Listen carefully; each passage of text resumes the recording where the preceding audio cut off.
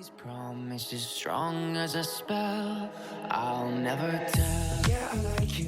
Hi guys, welcome back to exmolex. I had so much fun doing last week's video that I decided all throughout the month of October we're going to be focusing on spooky Mormonism. What can I say? I just really love Halloween and I feel like this topic is so much fun. So in today's video we're going to be reading some stories from Mormons, both prophets and apostles and just lay members of the church who've had experiences with demons or Satan and the like. Some of these stories are from Mormons and ex-Mormons on Reddit. Some of them are actually from the church's own website or from church sources where an apostle had an experience and then told the story. All kinds of different things. So for me personally, I'm an atheist and I don't believe in anything supernatural. I don't really believe in ghosts or demons or anything like that.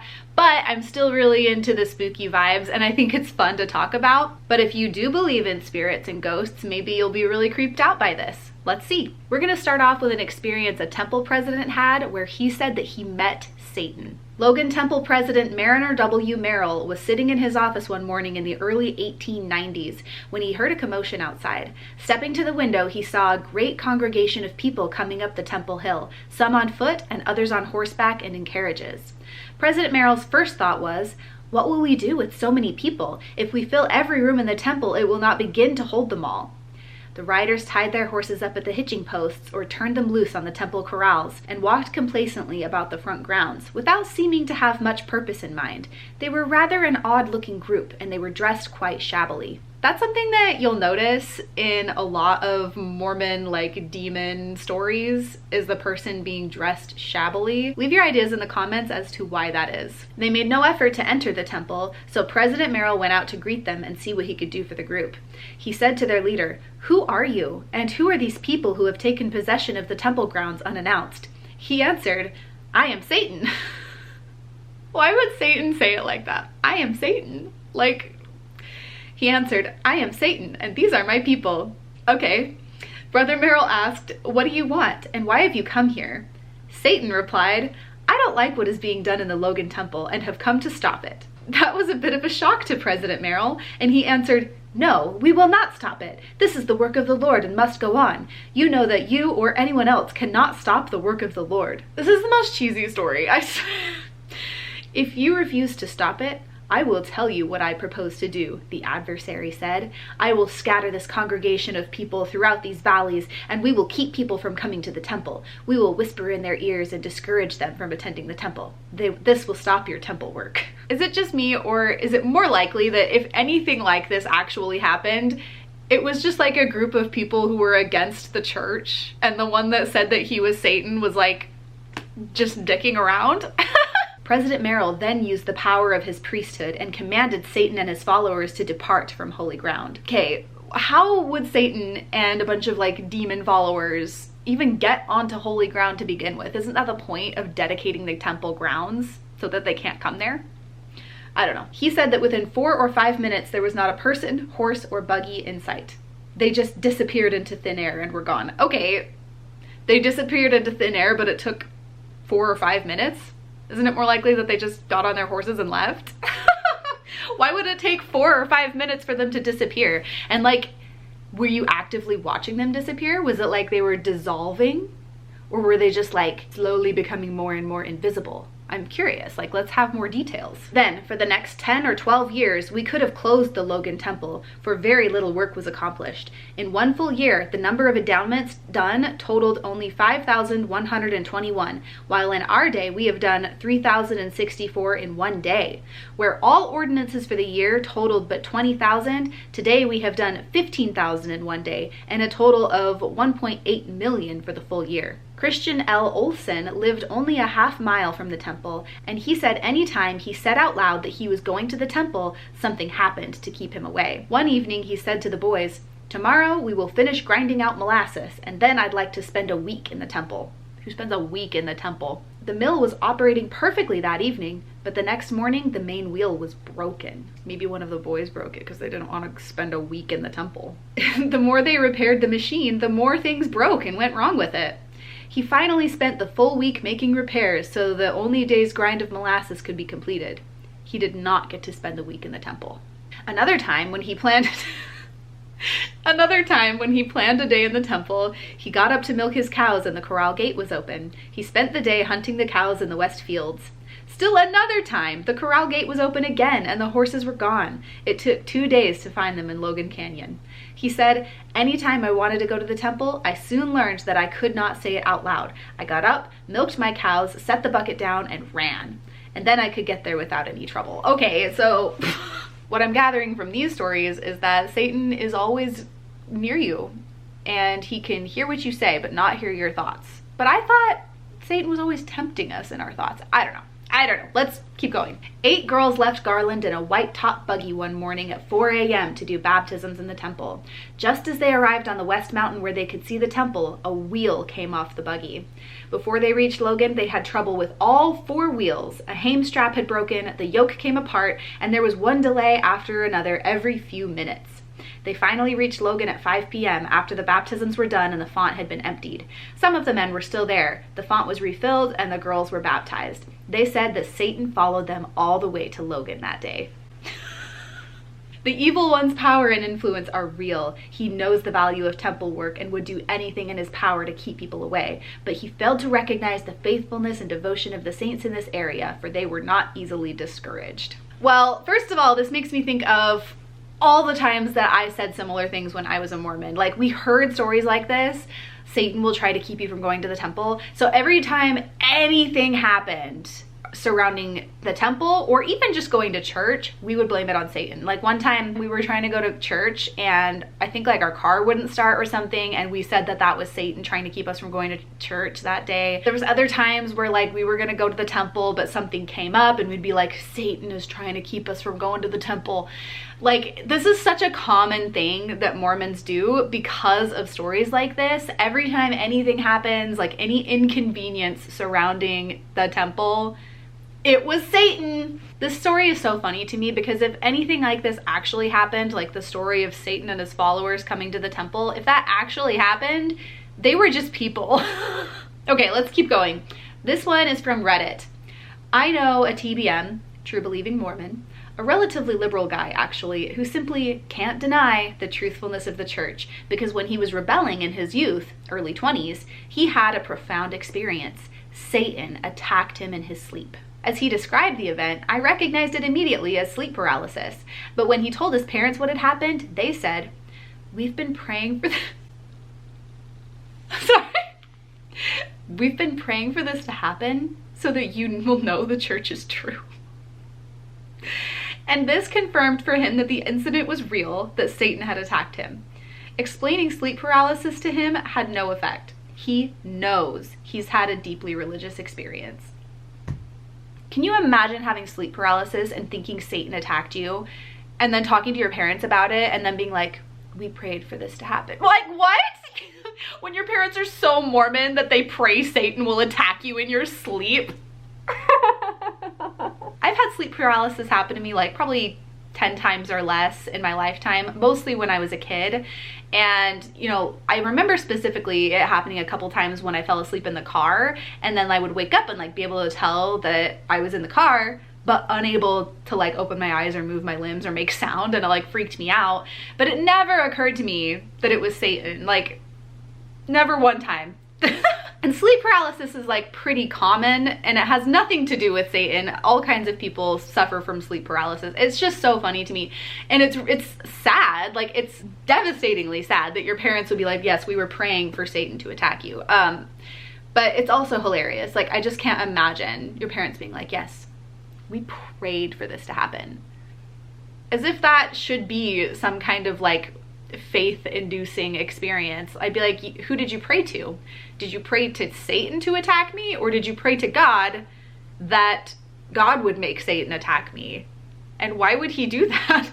It seems to me there would be so many better ways to get somebody to have faith, but what do I know? Another one from Reddit. I have a memory of when I just turned 12, so I'd never been to the temple, and my young women's group was going to the temple for baptisms. I was naturally really nervous to go because I didn't know what to expect, and so I decided I didn't want to go. Instead of asking me why I didn't want to go and comforting me so I would want to go, my mom told me that it was Satan that was making me not want to go. These parents. This just made me cry and feel worse about myself because I was so ashamed of letting Satan influence me like that. Looking back on this, she definitely should have handled this differently, but I don't necessarily blame her. This is something that we're told a lot from the church, so I'm wondering if any of you have had similar experiences. Actually, I have. When I was a teenager, I suffered from really bad anxiety and depression, but at the time, I didn't know that there were like words for that there was a diagnosis for that. And I didn't really know what was wrong with me. Like sometimes I would feel so terrible and end up having like a panic attack or something. And I remember several times like just sitting and sobbing and crying with my mom and her telling me that this is what hell is like. And she like described like the weeping and the crying and the gnashing of teeth. And basically made me feel like it was Satan's influence that was making me feel so bad. In reality, I just had really bad, undiagnosed, untreated depression. But my parents made me feel like it was Satan. This one is from the Latter-day Saint, like true believing Mormon Reddit.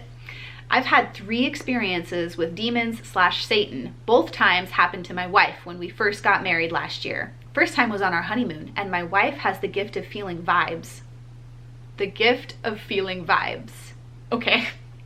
And she felt like the lodge we were in was bad and that demons were in the room. So I dedicated the room we were in and it felt calm and peaceful after that. The other 2 times my wife has had a demon or Satan possess her body and I had to cast it out of her. It was scary the first time, but then it felt cool to be able to have that ability from God acting in the name of Jesus to cast demons out. Oh my God. I can imagine exactly what this person looks like and exactly what their mannerisms are. It has BYU written all over it. Is it just me? I mean, maybe I have the gift of vibes. Maybe that's how I know that. On my mission, we were talking to a man on the street late at night about the gospel and things were going really well. We were all feeling the spirit. I have no idea where he came from, but the next thing we know is that a really large, tall man appeared from around the corner. He appeared very dark. How do you mean? And his voice was super deep and very intimidating. He said he was Cain. He said he was Cain and that he was going to destroy us. Just for a little context, if you're not super familiar with Mormonism, Mormons believe that Cain from the Bible, like Cain and Abel, walks the earth today. A lot of Mormons believe, or in the past have believed, that Cain is Bigfoot. Somebody, like a church leader of some sort, described an experience where he met Cain and described him as looking like Bigfoot, like really, really tall and hairy. And that was written down in a book that was published by the church. So yeah, Mormons believe that Cain exists eternally on the earth and is like wandering around trying to do the work of Satan. So that's where he's getting this from. My companion and I were stunned, and I slowly began to think that I should raise my arm to the square to rebuke him in the name of Christ. Before I could, 3 large, tall men approached us from the other direction. They said they were the 3 Nephites. Okay, I have to explain again. Mormons also believe that men that they call the 3 Nephites from the Book of Mormon also eternally roam the earth, but instead of being like Cain and roaming it in the name of Satan, they're roaming the earth and doing good things. You'll hear stories from Mormons a lot about the 3 Nephites like appearing and helping them change a tire because they were broken down on the side of the road, or like any random thing that could be any random person. It was the 3 Nephites. I even read a story where somebody said that they visited this family, I think it was on their mission, who was very poor, was really struggling with money. So anonymously, they left money for this family. And then the next time they saw them, the woman was like talking about how we received like this money in an envelope or whatever, and like I just know it was one of the 3 Nephites. The person's like, I'm not one of the 3 Nephites, but it was me. They didn't tell her that, but it's hilarious. Anyway, anything positive or good that happens, a lot of times it can be attributed to the 3 Nephites and then retold as like a faith story. Anyway, so now this person apparently met Cain, who introduced himself as such, and then met the 3 Nephites who introduced themselves as such. So they said they were the 3 Nephites. No words were said further than this. But when I looked back at the first tall, dark man, he was gone. Gratefully, I looked back to the 3 Nephites, but they were gone too at this point. Shaken, my companion and our friend on the street just looked at each other for a while, very stunned. Then we went home because it was very late. Oh my God, I have so many questions. First of all, did you end up baptizing this person that saw this happen with you? I'm very curious, like, was he super freaked out and like, bad juju here, or is he like, this must mean the church is true, I should get baptized? Oh my God. Here's another one from like leadership in the church. Elder Wesley Smith, son of former church president Joseph F. Smith and brother of Apostle Joseph Fielding Smith, was presiding over the Hawaiian mission back in the early 20s. The night before the Hawaiian temple was to be dedicated, he had a very strange visitor. A man came through the door, and he was tall enough to have to stoop down to enter. His eyes were very protruding and rather wild looking, and his fingernails were thick and long. He presented a rather unkempt appearance and wore no clothing at all. So this giant naked man walks in. Okay. No sooner had he entered my quarters than there suddenly appeared in my hand a light which had the size and appearance of a dagger.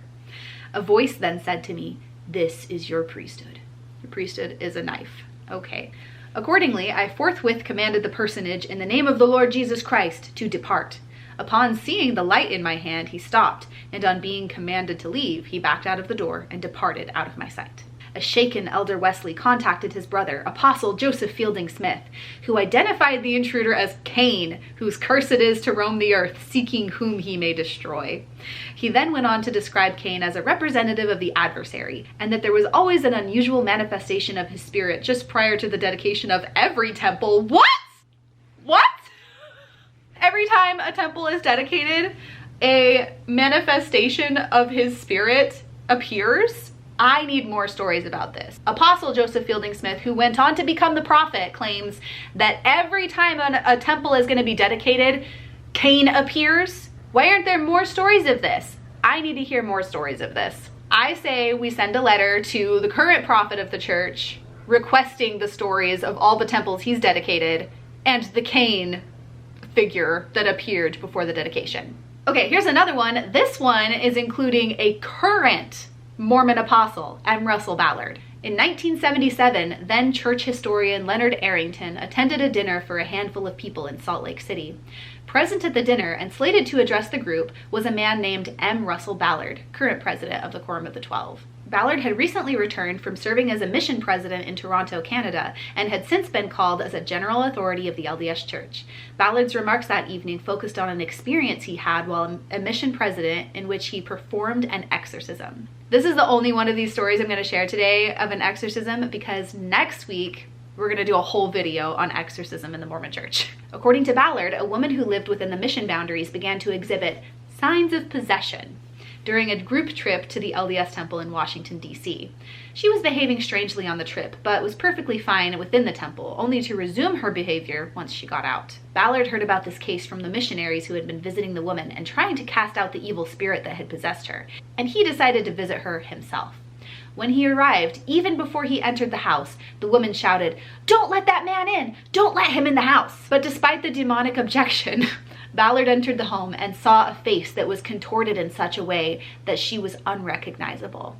She spoke with a completely different voice than her regular voice, a deep voice. She spoke in a different manner than she ever had been known to do previous to these attacks. Ballard accepted these signs of possession as genuine. He instructed the woman's stake president to lay his hands on her. This blessing, unlike the ones performed by the missionaries, did have some impact.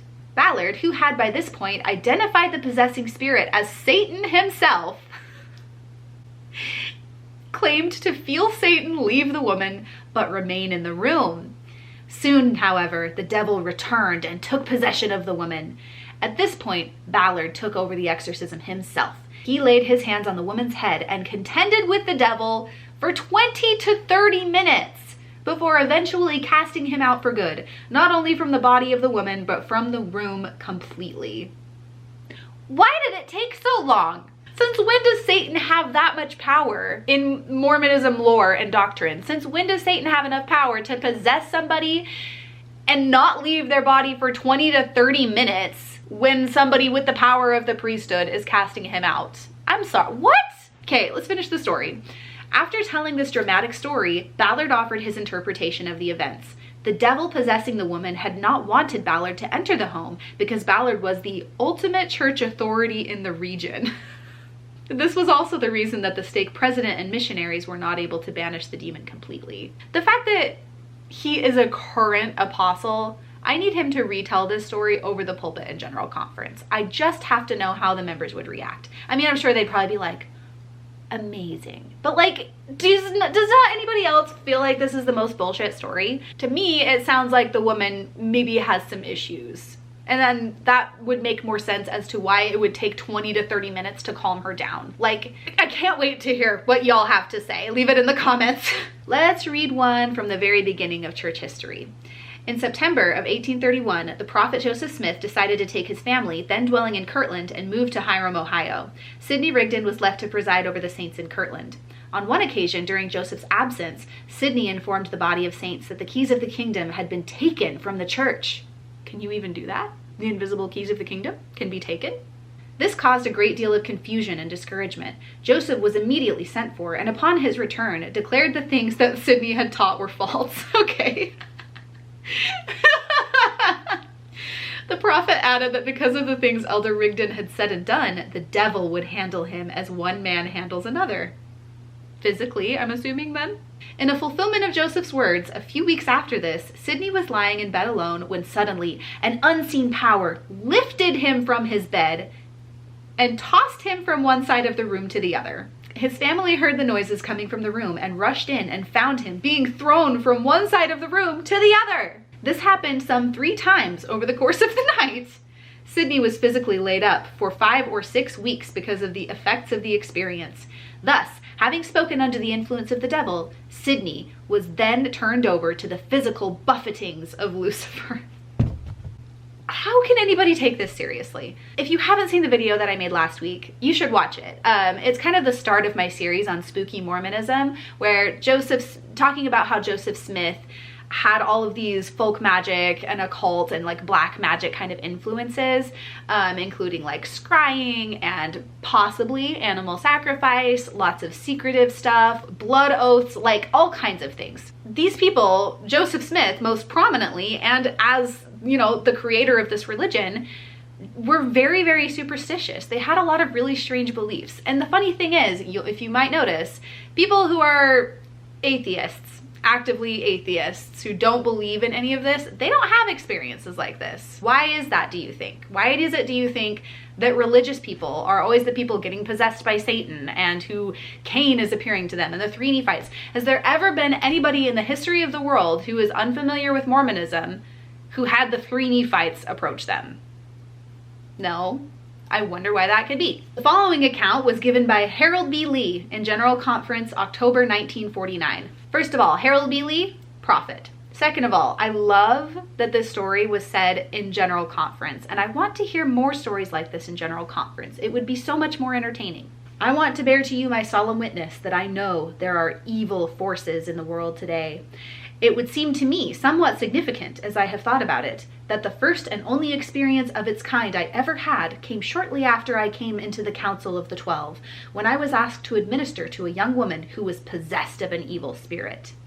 Seemingly, there might have been a purpose in letting me know that these powers were around. In this experience, as I was challenged by the evil spirit, the hairs on my head felt as though pinpricks were in every hair and coursing down my body. I knew in that experience the power of evil, and I knew again the superior power of the priesthood and the powers of the living God. It is genuinely so difficult for me to take stuff like this seriously. Okay, let's do another one from Reddit. When I was 16, we used to play basketball in my friend's church at midnight. Are you allowed to do that? I thought the Holy Spirit goes to bed at midnight. He always told me the church was haunted, but I never believed him. One night around 2 a.m., why are you in the church in the middle of the night? One night around 2 a.m., he stopped us playing and said, "You guys hear that?" referring to what he believed were footsteps upstairs, so we chose to investigate. We walked down one hall which had no doors until the end on the left side. Once we got to the door, we heard what sounded like a baby crying, which got louder to what could only be described as a banshee sound, my terrifying experience of my life. It was inhuman. I slept with the lights on for months. Okay, theory. And just think about this for a second. Is it more likely that there was a banshee in the church? Or were there some cats fighting on the lawn? Or cats doing something else. Just food for thought. Young men's leader told us of a time in his mission where they got tricked into coming into an apartment where the hosts locked the door behind them and started to do a satanic ritual. That escalated quickly. He told us that he saw a shadowed figure in the corner and all of a sudden he could see its face and it was Satan himself. How do you know? Did he look like the guy in the temple video? All the love of the world left his body, and his companion said he saw the same thing. They were able to escape. How? You just said that they tricked them into coming in there and locked the door behind them. Okay, whatever. They were able to escape and ran down an alley and gave each other blessings to bring the spirit back. He really believed he saw Satan in person and shared it as a way to strengthen our testimonies and keep us away from experimenting with such things. Okay. I'm still curious how you saw his face and were like, that's definitely Satan. I want you to describe this to a police sketch artist so all of us could be able to recognize Satan's face. We also had a lot of Bishop's Youth discussions where the topic was prevalent. Funny how that's what we really wanted to talk about instead of the sweet spiritual stuff. One bishop shared a story of a Ouija board party. It's always a Ouija board party, where a young priesthood holder decided to join in. He immediately was possessed by a devil and fell back in his chair and swallowed his tongue. Is that even possible? I don't think it is. Fortunately, a priest from his ward was there to cast out the demon and restored him to health. He told the story with a warning that Latter-day Saint youth would always be the #1 target for the devil to possess if we let it happen. I actually have a Ouija board story that my mom told me that happened to my grandparents. So apparently, my grandparents got invited to a party and they walked into the house and they were using a Ouija board. It was a Ouija board party. And the second that they walked in, the Ouija board stopped working because my grandparents were so spiritual. But because they are not okay with Ouija boards, they left. That's it. That's the story. It was really powerful to me when I was 7. As a 15-year-old youth conference attendee at BYU in the late 80s, I heard a presenter tell the story of how he was called as a bishop and soon after saw Satan in his ward house. How is Satan getting into church buildings? I thought that they were dedicated for a reason. He used it as a faith-promoting story of how he knew he was on the right path and performing God's work and that Satan knew it too. For the next 25 plus years, I hated being the last one in any church building, even in daylight, all because of this nonsensical story. Lie. The absolute irony is that the only place I was scared of was a church, and now, as a non-believer, it wouldn't even faze me. Okay, now I'm gonna tell you the story of when I saw Satan as a Mormon. I was about 3 or 4 years old. I got sick. I had a fever. And when I was little and I had fevers, sometimes I would hallucinate. But I didn't really understand that yet because I was just a little teeny tiny tot. So I'm asleep in my room with the door closed, and all of a sudden, this light starts appearing in the corner of my room, this red light, and the devil himself appears. To me, my little 3 or 4 year old brain, it was like, I would describe it as like what you see as a Halloween costume of the devil, but also, you know, in the movie Aladdin, when Jafar turns into a genie and he's like a creepy red genie, it was like a mixture of that with Halloween costume devil. So like, didn't have legs, had like a genie tail thingy, and the horns, of course, and like scary and red, and anyway, like, rah. I lost my freaking mind. Run to the door, and I'm little and I'm scared, so I can't get the door open. Screaming my head off. Anyway, I finally got out. Terrified me. I could not sleep with the door closed for the next 10 to 15 years.